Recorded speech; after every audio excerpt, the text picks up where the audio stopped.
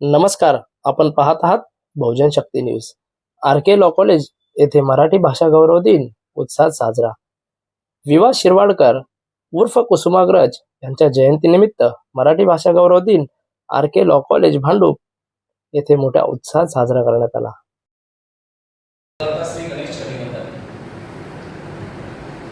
शिवप्रभूंच्या पदस्पर्शाने पावन झालेला माझा महाराष्ट्र एक महान राष्ट्र. सह्याद्रीच्या कुशीत आणि भांडूपच्या कुशीत बसलेलं देखणं स्वच्छ सुंदर ज्ञानसंपन्न शिवतेजन दत्तकारी आणि ज्वलंत हिंदुत्वाची साक्ष असणारी या पवित्र भूमीला आपण वंदन करूया. विद्येची अखंड निरंतर सेवा करणारे सर्व गुरु स्नेही, दया क्षमा शांती आणि प्रेम या सद्गुरूंची बांधिलकी जपणारे आपण सर्व स्नेही, प्रगत भारताचं स्वप्न उराशी बाळगून भविष्यात उत्तुंग भरारी पाडण्यासाठी सज्ज असणारे आपण सर्व विद्यार्थी, वसा परिवर्तनाचा अन्वयी भविष्याचा हा सदिविचार जोपासणारे आपण सर्व आपल्या सर्वांना जय महाराष्ट्र, नमस्कार. बोला जय महाराष्ट्र. जय महाराष्ट्र.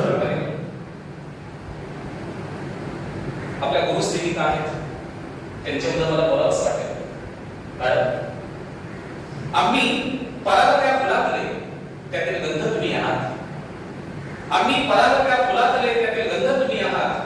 आम्ही नुसतेच चंदनाचे तुकडे त्यातील सुगंध तुम्ही आहात. त्यातील सुगंध तुम्ही आहात.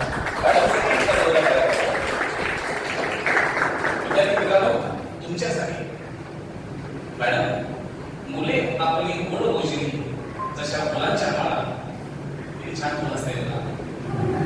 मुले इथली गोड गोजिरी जशा फुलांच्या माळा, ज्ञानाचे हे पवित्र मंदिर, माझी सुंदर शाळा, तुमची सुंदर शाळा. दिवस नव्वा 40 दिवस शंभूंनी मृत्यूला समोर पाहिलं. त्याला विसरून चालणार नाही. कुसुमाग्रज आणि संभाजीराजे यांना विनम्र अभिवादन करूया. अरे दुष्ट हे तुम्ही आला जरी तू गेल्या हिंदुस्थान, तुम्हालाच तो गिळून टाकेल तुमचे बनेल कब्रस्थान. फक्त शत्रूचे प्रेत काढण्या जमीन मिळते आमची, पहा चाळूनी पाने आमच्या इतिहासाची, आमच्या इतिहासाची. वाघ्याच्या नवे नवे आवरंगी अशा जबड्यात घालून हात, मोजीन जात ही तर जात मराठी आमची, ही तर जात मराठी आमची. असा आमचा महाराष्ट्र. हरे रंग का सपना पाले आया था अफजलीस माती में. इतिहास काय सांगतो बघा. हरे रंग का सपना पाले आया था अफजलीस माती में. अरे छत्रपति ने घुसा दिया था वो भगवा उसकी छाती में, वो भगवा उसकी छाती में. असा आमचा संभाजीच्या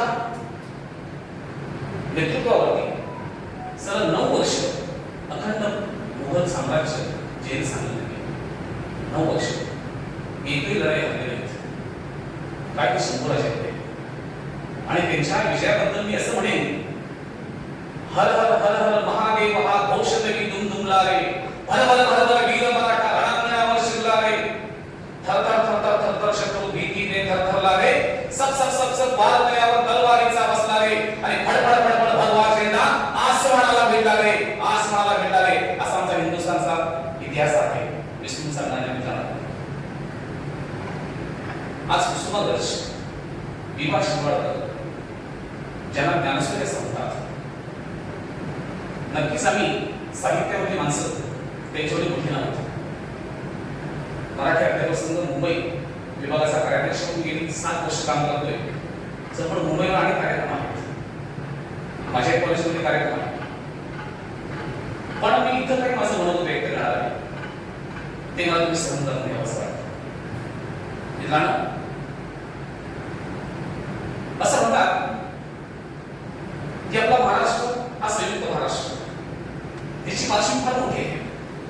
पण कुसुमाग्रज हे नाव जर सांगितलं टोपण नाव आहे. कुसुम आणि अग्रज या 2 शब्दांपासून कुसुमाग्रज शब्द बनला. कुसुम ही त्याची मोठी बहीण नाही, छोटी बहीण. कुसुम तिचं नाव. अग्रज म्हणजे वयाने मोठा. कुसुमचा मोठा भाऊ म्हणजे कुसुमाग्रज. या टोपण नावाने त्यांनी आपली सर्व काव्यसंग्रह तयार केले. त्यांच्या कादंबरी, त्यांच्या अनेक लिखित साहित्याबद्दल सरांनी बोलला होता. पण मला त्या ठिकाणी आठवतं, देणाऱ्यानं देत जावं, देणाऱ्यानं देत जावं, घेणाऱ्यानं घेत जावं आणि घेता घेता एक दिवस देणाऱ्याचे हात घ्यावेत. हात घ्यावेत म्हणजे तोडून नाही घ्यायचे. त्या हातात असणारे दाणं, त्या हातामध्ये असणारं दाखवतो आपण घ्यायच्या पाहिजे.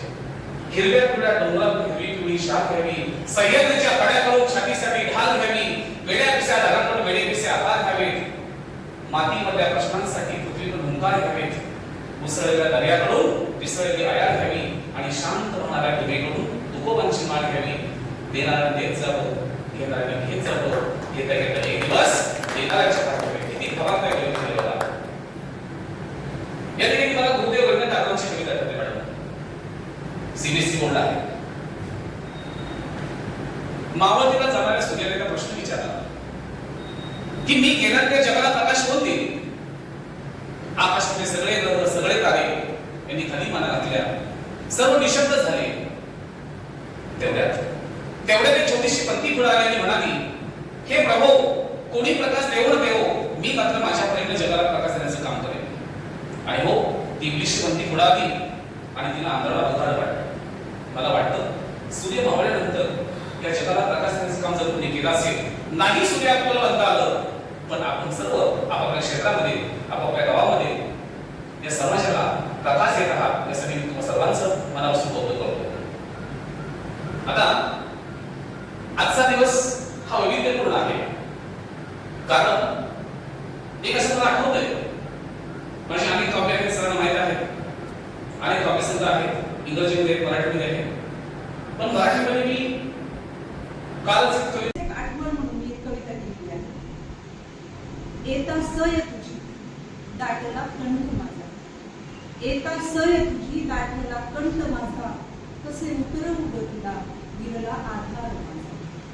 आई, कसे उतरवू ग तुला विरला आधार माझा. स्तब्ध मी झाले, शब्दही अपुरे पडले, स्तब्ध मी झाले, शब्दही अपुरे पडले.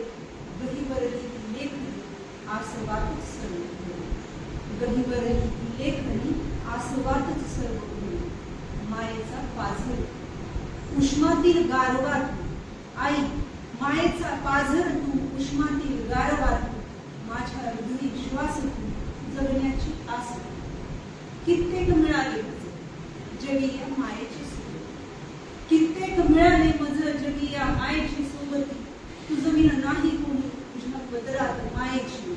आई, तुझं विण नाही कोणी तुझ्या पदरात मायेची.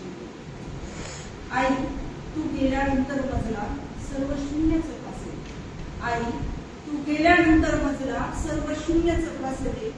जीव झाला कासा विसर कुणी माझे नव्हते, जीव झाला कासा विसर कुणी माझे नव्हते. आई, फिटणार नाही कधी थोर तुझे उपकार. आई, फिटणार नाही कधी थोर तुझे उपकार. राहू दे आशिष डोळी तुझा, राहू दे आशिष डोळी. सदैव तुझेच संस्कार, सदैव तुझेच संस्कार.